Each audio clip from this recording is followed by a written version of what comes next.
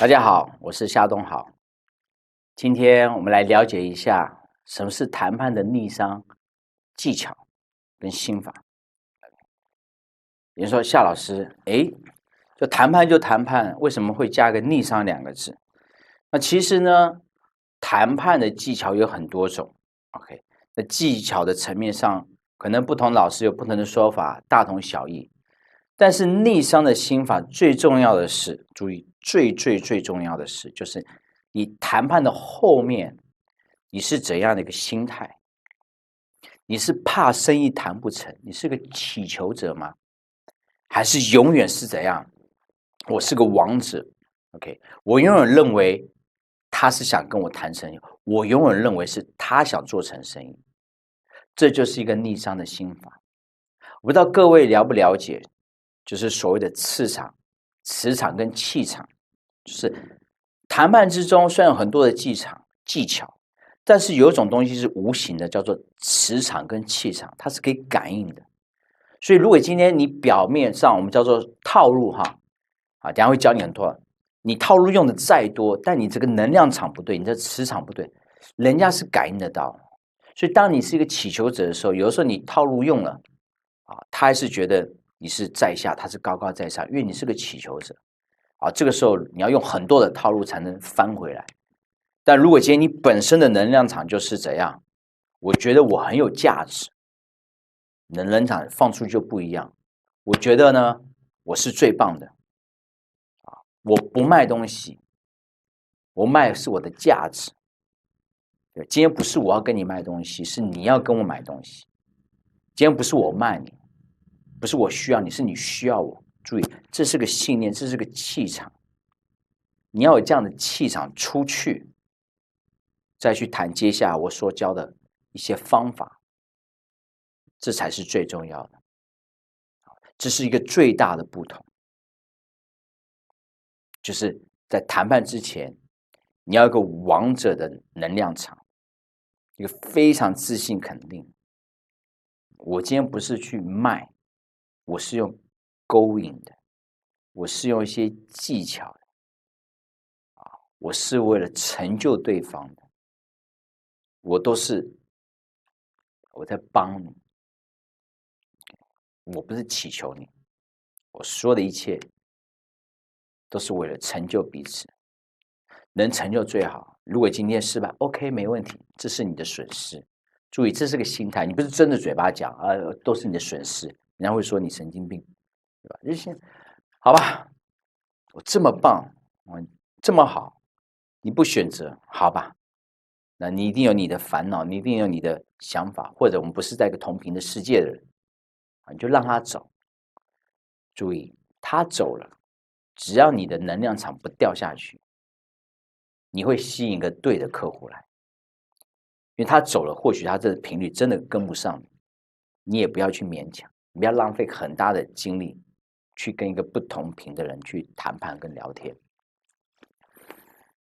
所以你要自己搞清楚你这能量场在哪里这是最重要所以当你有这样的心态之后呢，接下来我们来看看怎么去谈判。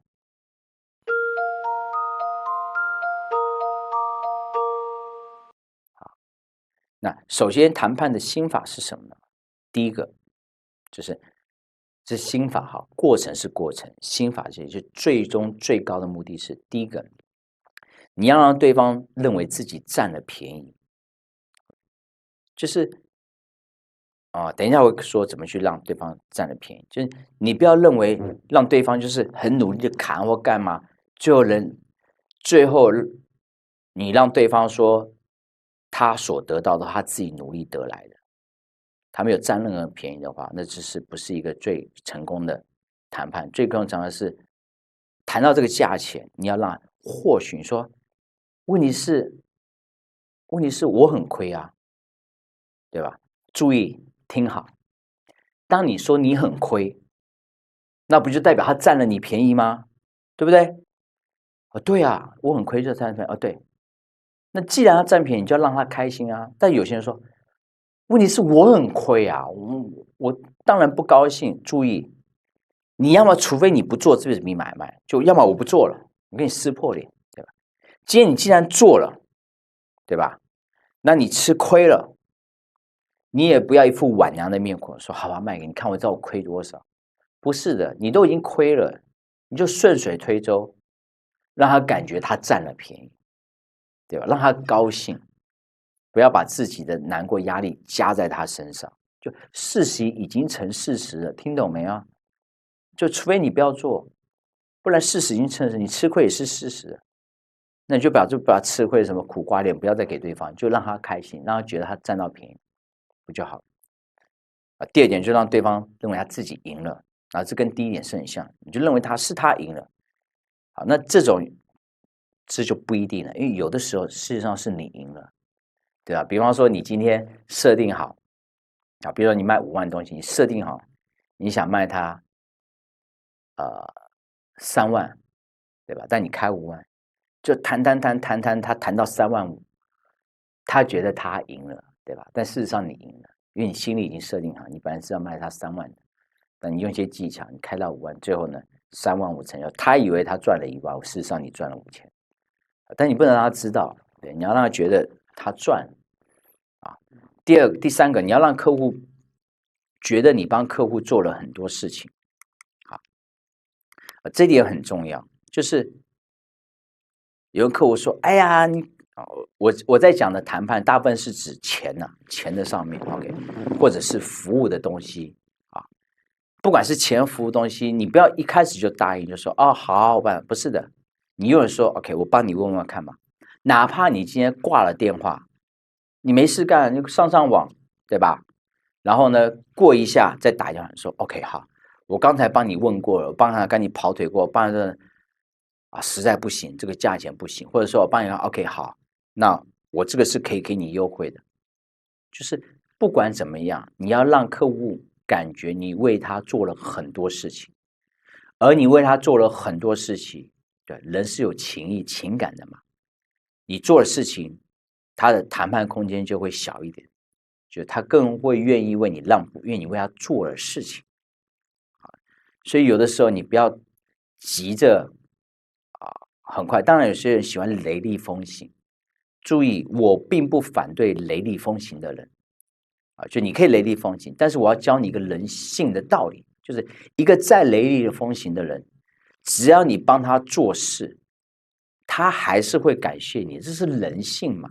因为你麻烦别人，那你就会感谢别人嘛。别人帮你越做事，你就会觉得不好意思，是人性。这就算你雷厉风行，你是雷厉风行的，不代表你是个厚脸皮的人，对吧？人家对你做事，你不可能没有感觉的。好，那这是一点。提供服务前要先谈好价钱服务的价值总是迅速的递减，所以呢，你在提供服务前，你一定要先把价钱先谈好。比方说，今天我提供你的服务是价值5000块。钱先谈好，但如果今天呢，你先帮他做了服务，你再跟他讲说5000块钱，甚至6000块钱，他就不觉得值这么多价钱了。OK， 所以今天在没服务之前，这个时候是你可以提高价钱的时候，因为他还没做，那一旦做了就不稀奇了。OK， 所以这个时候一定要把价钱谈好。那有一个很重要，就是你谈价钱的时候呢，一定要开的比预设的还高注意这点很重要。接下来我讲什么？即使你认为说客户又不是白痴，我如果今天抬高价钱，他一定知道。注意这点很重要。很多不好意思抬高钱，说哎我抬这么高，客户又不你让我把客户当白痴，我钱。注意，虽然客户不是白痴，他也知道你抬高价钱。可是，一旦你抬高价钱，你就设定了个障碍，对吧？比方说，外面普通人可能是3万块，你直接报5万，他也觉得说你是在报太高价。可是，只要你敢报，他就觉得说你可能有你原因，可能你物料比较贵或干嘛的。然后他虽然你是报高了，但是他不知道他的心理底线就是别人3万你报5万，他觉得你一定报高，但是他自己心里会想说，可能你的成本地价可能是3万5，就他还是会把你的想的比别人高，因为人不会普遍把人想的太坏，你报5万，他不会说明明就3万，你报什么5万啊？他一定会讲，但除非你这个人做人太差了，对吧？品性不好，他讨厌你才会这样想。第二个呢，一定价钱要高，即使你认为你的出价超过对方所愿意付的钱。我告诉你，各位，你不要去替对方想，注意你要提供的价值，你不要去太大，这个让他自己去决定，你知道吗？就以前呢，我可能做一些资源，我想说，哎呀，他很穷，或者是他没那么能力，我会主动就是把降价，那对方就很高兴。那有的时候呢，我降价，对方还要再杀价。但是你要别忘记，今天你不要去客户想，让客户决定有没有价值。打个比方说，以前我去上课培训课程的时候，一个课程9800的时候，我身上是没钱的。但是如果这个销售呢，他知道他开的钱超出我愿意付的钱的话，他可能就不敢卖我课程，因为我是付不起那个时候。但是他还是来向我推，为什么？因为他觉得我需要，他觉得我愿意上。注意，我是没钱的，那时候怎么办？那个时候我就刷了信用卡去上课，对不对？所以如果今天你认为自己出的钱超过对方能付的钱的话，而不敢开的话，那是你对你自己产品没有信心。如果你对你产品有信心的话，他哪怕借钱他都会来买。那如果他愿意借钱来买的话，那代表你有价值，你也不用愧疚。因为很多人是为了愧疚，不好意思开交钱，不好意思赚太大的钱。不行，你要信任对方。对方如果今天他认为价值太高，他不愿意付的，他会跟你说太高，他会跟你说的，你放心好了，这决定权留给他，你不用留给自己。那反过来说，如果他认为你这个价值，他愿意去借钱来买这个东西，或像我这个开课来上课，你也是他愿，他心甘情愿，他也不会怪你，那你怕什么呢？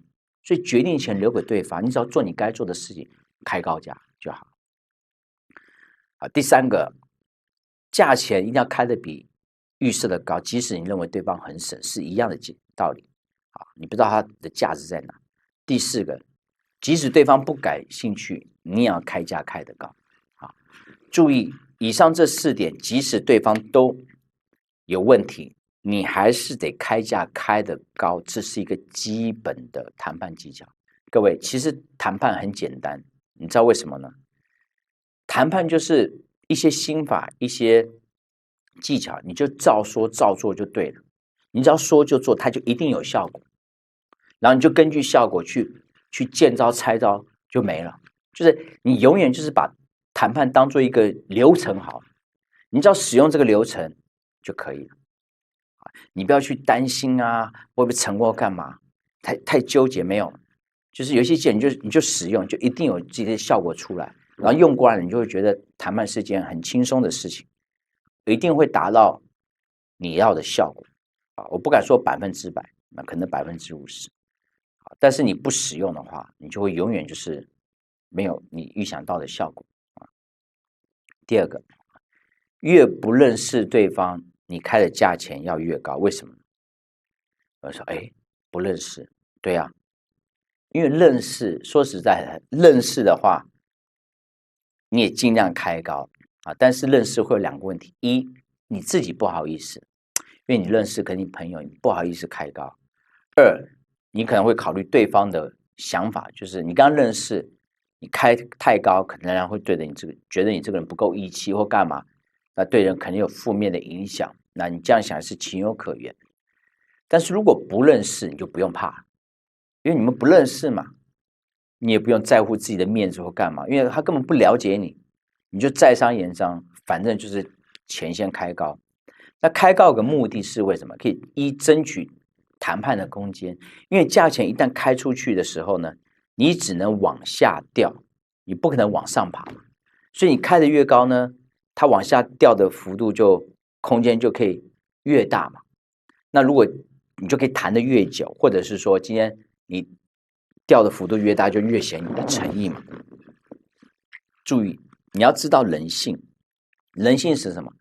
今天你一个物品，你开10万，然后谈到最后只剩5万，对方只会很高兴，哇，太好了，我半价买到，太好，半价谈到，啊，或者是我的，人家不会说，哇， 10万给我谈到5万啊！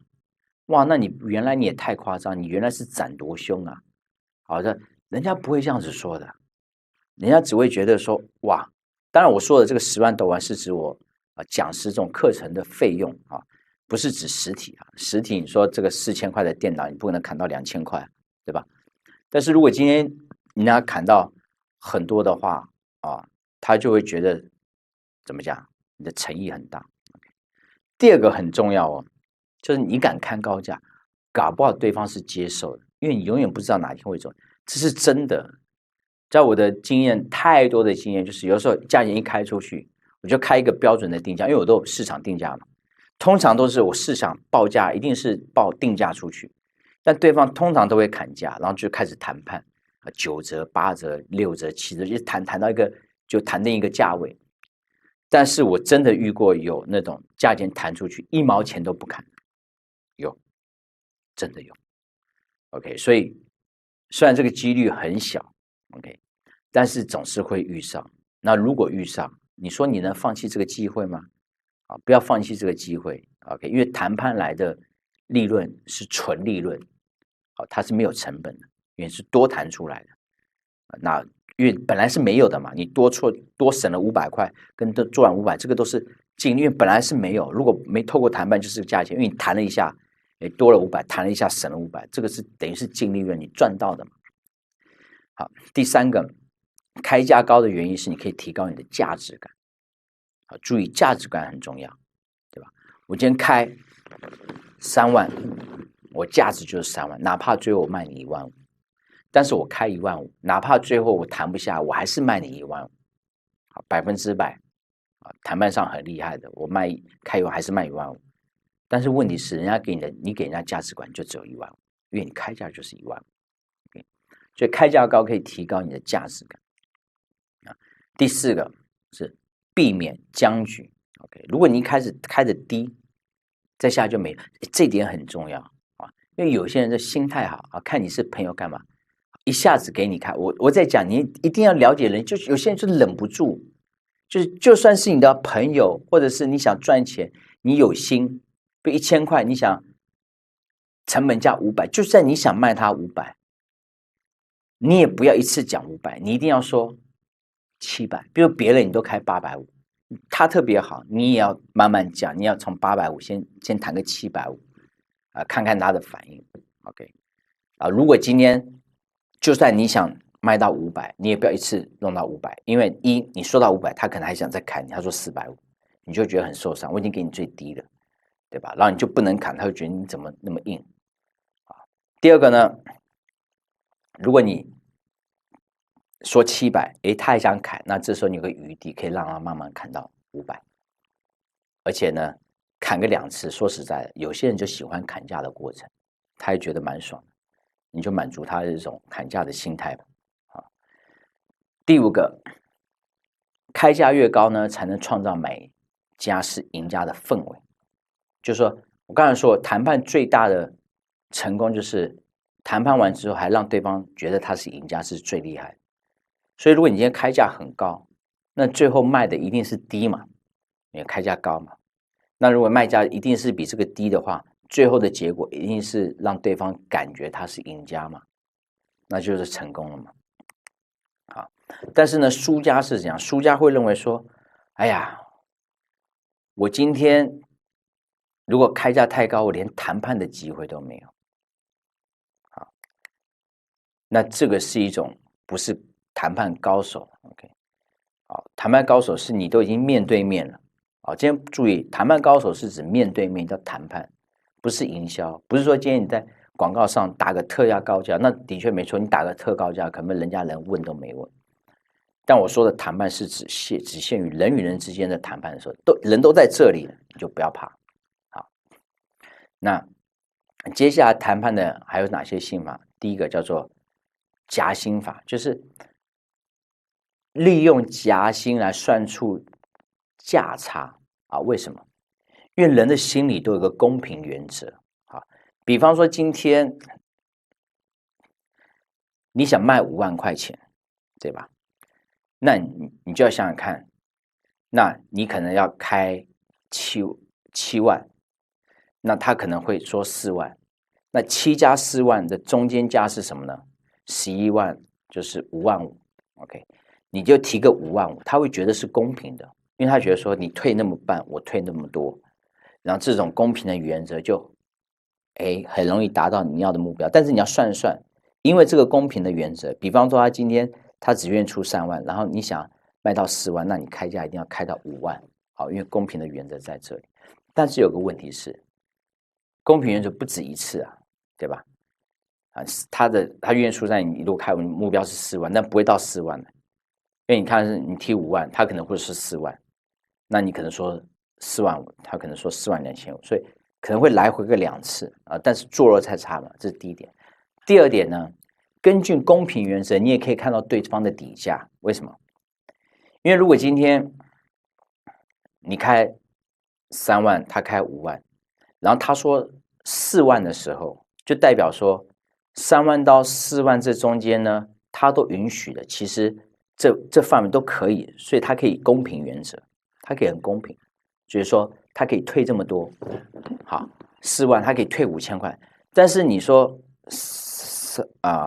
3万，他说4万，然后呢，他如果今天说4万8，你就发现这不是公平原则啊，对吧？照理说公平原则应该退5000，为什么他只愿意退2000块？那就代表说他的成本价的确是蛮高的，就是你从他这个进退，你也可以去大概知道他的成本价在哪里，好，所以他可以谈判的空间在哪里？这样讲好了。好，如果他今天很干脆给你一半，说实在的，那你的反制就是你不要来给他一半，因为他一半代表他的空间是很大的，那你就不要用一半的方式，你就可以大胆的怎样往你这边靠，不用处于一半的方式。好，那反过来说，如果他今天没有用一半，那你也知道他的谈判空间是比较小的，那你也知道怎么去应对进退。另外一个谈判的心法就是接下来不要立即答应对方的条件，否则对方会认为一要么有问题，二早知道就压得更低。各位，这是个心态。我说过谈判最高就是让对方感觉他赢了。所以如果今天你开3万，他说你开3万，他开3万，你开3万，他说2万5好不好？然后你说好，没问题。注意当你说好没问题的时候，他就说有问题，那他的问题是早知道我就可以砍低一点，他这么快爽完单，他成本一定更低，一定只有1万5会更低，不然那么快不会爽，然后他就会不开心，他就悔恨，当然有时候会跟你再砍，他说那2万4好不好？有时候不好，但问题是不管他有没有再跟你再砍，他心里不认为他赢了。你答应的太快，他会觉得他亏了。我再讲一遍，或许你真的很好，你觉得很爽快，快答应，但是你没有让他赢。刚刚说过，谈判最高的心法是让对方赢了。所以今天2万，你觉得明明可以做，你都要说不行啊，这个价钱还是太低，你可不可以加一点？好，你就2万6行不行？对吧？然后他说没有，真的就是2万5。那你就说2万6500好，2万6，那2万5500，差个500吧。他说真的不行，我说没那么多。你说好吧，这次跟你做朋友，我就给你2万5，就真的只有这一次。他就觉得他赚到了，虽然你心目觉得2万5是可以做的，但有人就卡在这里。好，注意，接下来是逆商的概念什么意思？有人说夏老师，我受不了但我觉得我在欺骗别人对不对？明明就可以，我2万5，我就很干脆的就答应，有什么错？我干嘛玩这些招式啊？2万6000了 ，OK？ 问题就在这里，问题是你良心的定义在哪里？如果你定义在对错、诚实说谎的话，那你不用做销售 ，OK？ 但是反过来说，如果你定义在真诚的话，什么叫真诚？就是让对方你把焦点放在哪里，你的结果就在哪里。举个例好了，请问，如果一个3岁的孩子拿着一幅画给你看，说阿姨阿姨或者叔叔叔，你觉得我画的好不好看？你会说乖，很漂亮啊。但是你有没有发现你在说谎啊？你明明觉得很丑，然后你骗他，前提是他很丑哈，不是他画的好看。他明明画很丑，然后你骗他说画很漂亮，那你为什么不会自救？你为什么不会觉得没有良心呢？因为怎样？你很真诚，你的焦点不是在真跟假、对跟错，你的焦点是怎样？你想让这个孩子开心，你想激励他，你想让他开心，对吧？那同样的道理，你今天说实话，你卖客户钱，你要不要赚钱？你要赚钱啊，对吧？除非你今天一毛都不赚，你干脆诚实直接成本价给他。但是只要你赚他钱，那既然你都赚他钱了，那你还谈什么良心？那良心就不要赚钱嘛？不是的，赚钱也是良心。那不但我要赚钱，因为我养活自己，这种成本。然后呢，我也要让你舒服。所以我今天说这些话，就像你在哄孩子，很好看，明明是谎话，但是我一点没有不舒服，因为我要让你开心。那同样的，今天你说2万5，其实我想答应了，对吧？但是呢，我更不想说让你觉得好像你亏到，或你觉得我有问题。我想让你觉得你赚到了，我想让你觉得买得很开心，所以我就说，哎呀，不行啊，那再加一点然后最后不行啊，说2次，然后说好2万5给你，他很开心，我的目的是让他开心这也是一个很好去做销售的一个心态因为有些人他会卡在这里，哎呀，我不想说谎啊，干嘛的？那说实在的，你要么不做销售，要么怎样改变心态，改变真诚的帮助人的心态。好，接下来个技巧叫做什么？闻之色变的方法。什么意思？就是看到的、听到的是感觉到的，比脑子知道的更重要。OK，就是因为人是这样的，人会受对方的情绪所影响，情绪包括表情，然后这个东西呢会给人家压力，因为人家会觉得说好像是我造成你的情，因为人是对情绪很敏感，这小时候每个人都对情绪很敏感。好，那情绪不是说你真的，当然你可以真的发情绪，但是有时候透过表情比方说，好，对方说5万，他砍3万，如果你很理性说3万不行啊，这个有点低啊，我们真的没办法做，4万好不好？好，当你说4万，他就会他就会觉得说他可以砍你，因为你们两个都攻防战嘛。他说今天可以成功了，他就说那不行，3万2，然后他比你还严，然后你是很好，你就乘以说这个真的不行，再加一点，到最后呢，他就不愿意退让，因为他的力量比你还强，因为你太温和了。那如果今天你用一种情绪或惊吓的方法，叫闻之色变法，就是5万，他说3万，什么3万？你太夸张了，不是这个不可能啊！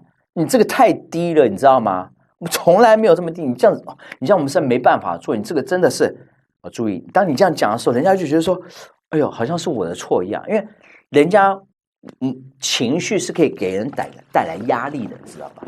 所以当你这样做的时候，他的脑子会觉得，脑子还在想说，哎呀，我要怎么去就是砍价成功，脑子在，但是他感觉他身体先接收到你的信息，他身体会退缩。那一旦退缩，他怎样？谈判的空间就比较松了就比较容易往你的方向去谈所以这一点是非常的，而且这效果非常好在人与跟人沟通的时候，这种情感的方法很重要，因为人与人之间第一个感受到的是情感，永远胜过脑子。还有另外一种谈判的心法是什么？就是说故事 ，OK， 就是加油添醋，说明自己的现况 ，OK， 比方说今天你要卖一个东西当然我是说，不是每个地方都可以说，就说，比如你要卖一台车，你要卖一栋房子哪怕我要卖个2手的笔记本电脑，可以说故事这个东西我珍藏了好久这个东西呢是我对来讲意义非常重，我本来不想卖的但是你真的想卖的话，那我这个价钱出给你，但是不能再低了。就是如果你后面有个故事在后面那可以增加你的筹码，他也不太好意思压价，因为故事可以增加一个东西的价值感一个东西没故事就没有价值，你丢了故事，你增加了它价值感所以你得到利益就相对的多另外一种就是利用暗示的语言，注意潜意识是这样的，人是这样，虽然说谈判是一种技巧，但是人在心目中是不太愿意说谎的。可是今天如果你没问他，你没有跟他讲说最高钱最低钱，然后他也没跟你讲，他也不觉得他有违背他的良心，对吧？我只是没跟你讲而已。比方我跟你讲说，哎，这个东西最低价是3000块，但是我没跟你讲，我说4000，他说还没有便宜，我说3800，啊可以啊，我说不能再便宜的，就这样我就停在这里。但是如果你问了一句话，就不好意思，如果今天我说，请问你的最低价是多少？因为你提出最低价3个字，他心里就会，你知道本来是3000块钱，在最低价，本来现在谈到4000，如果你不跟他讲最低价，他就3800、3700。你一说最低价，他如果再说3800，他的内在会过不去，他觉得他在说谎，对吧？所以当你说你的最低价是多少，所以他就会把这个东西拉的跟他最低价比较接近，所以他可能会说，本来说3800，可能会说3500，甚至3300，他会比他最低价再高一点，因为你提出最低价3个字。那反过来说，你愿意出的最高价是多少？好，本来他愿意出最高价是5万，但是今天现在谈到35000，那一个个加36000、3万往上加，然后他会说啊，实在不行，他只说实在不行了，他说4万不能再加了。但是他不觉得他说谎，他只是说不能再加，但是他有个底价。但你跟他说，请问你能出的最高价是多少？你讲到最高价，哎，触碰心里的良心的机制，然后最高价是5万的话，他就不好意思说35000，他就会说一个比较接近他最高价的价位，可能是45000，当然也可能是42000，但是绝对比35000还更接近他的最高价，懂我意思吗？所以这也是一种叫催眠式销售啊，利用一些话语对他心里起到一个暗示啊。那另外一种叫做回马枪，就是在买之前呢，决定不要买啊，或者是不要卖啊。那在最后临走要走的时候，临门一脚，再放宽条件，有的时候呢，就这个放宽这个条件就会成交了啊。这也是一个技巧。那另外一种是挤压的方法，就是告诉对方说你这个东西不够好，你的条件不够好，或者别人跟你一样价钱都比你好怎么办？然后你说完之后你就闭嘴，不要讲话。OK， 那闭嘴这个方式叫做挤压的一种方式，就是靠一种无形的压力，然后你不要开口啊。那通常这是一个心理作用，就你不开口，营造一个挤压的氛围啊，你不开口，然后心里就感觉好像这种压力在压他。那这种被压，因为人都会感觉不舒服，所以人为了逃离这个不舒服怎么办？我要解除这个状况。那我解除状况就是你说什么，我就照做，我就能解除了嘛。否则我不照做，我就无法解除。当然我说照做，不是说真的会完全照你话做，它会更往你那个方向去靠，它才能把这个压力解除。好，那如果反制，什么叫反制？因为谈判有双方的嘛。如果对方说啊你的条件不够好，对吧？或者是别人条件有，那你反制就说我给你的条件是最好，就这么简单。那有些人说那别人条件更好，那我反制就说你不要去谈别人条件有多好啊。比方说今天你说别人便宜，那我会说今天我另外一个人跟我买，他给我的钱比你钱给的多。就你要说别人，我也可以说别人啊，对吧？你要说别人卖的更便宜，我会说别人愿意花更贵的钱买我的，一样的道理。我们都不谈别人，好不好？我们就谈你自己，就谈我们两个啊，我们两个就是能谈好就谈好，你跟我们利益都保证就可以了。好，这是一个反制。好，另外一个就是怎么去辨别人家借口的真伪呢？就人家讲这个话到底是真的还是假的？那很简单，就是顺藤爬上去啊。也就是说，如果他今天跟你讲说你条件不够好，那你就跟他讲说，那你什么样的条件，你就要开嘛。或你跟他讲说，哦，那如果今天我能满足这样的条件，你愿意出多少钱？好，我就顺藤摸瓜摸上去，对吧？那如果今天他跟你讲说，哎呀，我不知道，我要问我的上级啊，我上级可能不会同意，那你就问他说，请问你觉得怎样的条件你上级才会同意？就把问题丢给他啊。总之一句话，见招拆招，你不要硬来啊，不要说，注意你要懂信号。当他说我要问我的上级的时候，他就告诉你他不能决定，他就告诉你他要利用个借口来逃避的。你要看到这是个信号，不要还没呆呆的说，哎呀，真的啊，那你打个电话去问你上级好了，那也不是让他难堪吗？对吧？所以你要化解，你要看到这是个信号，但是你又不是说看到信号就放弃啊，那你回去问你上司好了，那没有，你要看到这个是信号，你要去化解，还是想办法把他拉回现场去解决啊。所以他如果谈到上司，你就顺藤摸瓜想说，OK，那怎样的条件你可以不用你问你的上司，就把焦点拉到现场来，想办法在现场解决。所以谈判要看懂信号，这是很重要的。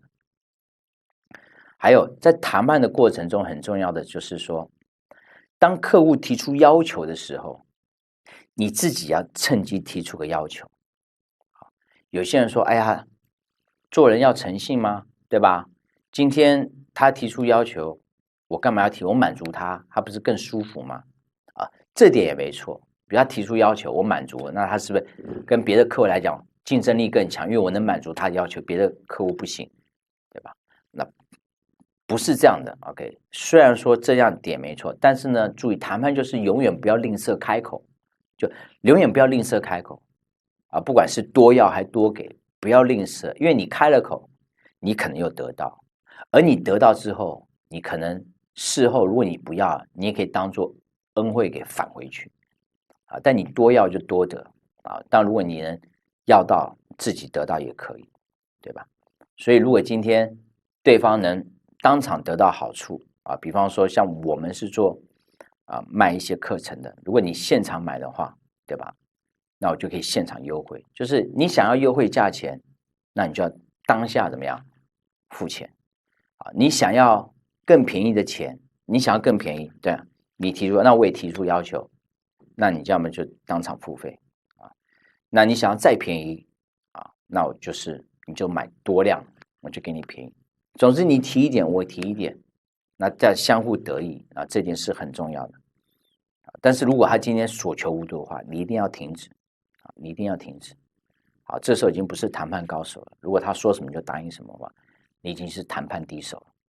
这个谈判的技巧啊，这是个心法，因为各行各业都不一样。你可能是卖化妆品，你可能是卖汽车，你也可能是像我是谈一场培训啊，会谈一场有些无形的东西。好，所以每个人卖的东西不一样，但是心法要记住，就是这个心法记住啊。那接下来一个心法就是蚕食的技巧啊，就鲸吞蚕食。那蚕食就是在谈的时候，一开始要一点点，后来要更多，就是在谈的过程中啊，一开始谈啊，我提的要求是这样，就一开始最低的，大家谈得很开心啊，好棒好棒，怎么样啊？可能谈了一次两次，到第三次是，哎呀，不是，你都谈好一个价钱，那在这个价钱上啊，你可能就是再多要一点东西啊，都要一点点而已。那他会觉得，哎，就这么一点点，他通常是会答应你的，他不会去，因为我们已经谈成功了嘛，你多一点就无所谓嘛，对吧？那更厉害的是，你多要了一点，然后呢，等到真的要签约的或真的要交钱的时候，临门摘一脚再多要一点，他又没办法，有时候他也会答应的啊。这是一个方法，就是透过这样的方法啊，你可以得到更多，但是不要小瞧这些。你说我多到一点点、两点点，我多这些有什么用吗？当然有用啊，积少成多嘛。那如果是钱的话，那就更有用啊，这是有可能的。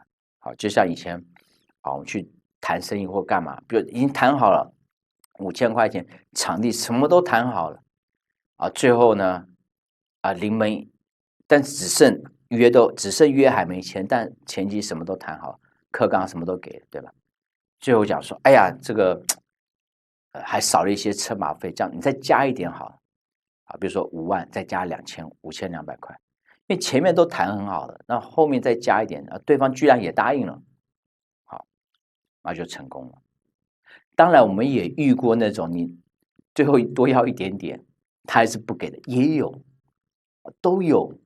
重点是你不要去吝啬使用这些技巧，你要记住一件，你大胆的去使用它，因为你多出来谈判多出来每一分钱都是尽力啊，大不了失败嘛，但你成功你就赚到了嘛。好，那你最后呢关头啊，或者是再要一点啊，这刚是蚕食技巧。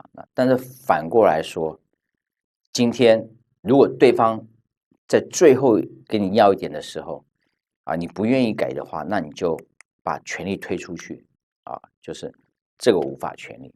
好，但有些人说，那你前面谈那么久，你都有权利，怎么现在才说你没有权利？是不是太夸张了嘛？对吧？那这个很简单，你是说我谈的东西就是谈好协议上的，那是我权利，对吧？那今天都谈好了，然后我再给出去的话，那别人会认我办事不力啊，那这个就是我我没办法决定的，因为我注重我的品牌啊，我对公司交代啊，在这个之前都好说话，我可以给你，但已经谈定的事情，你叫我再给你的话，那这会老板会怀疑我的能力啊，所以这个我要请示一下啊，其实这是很好反制的。好。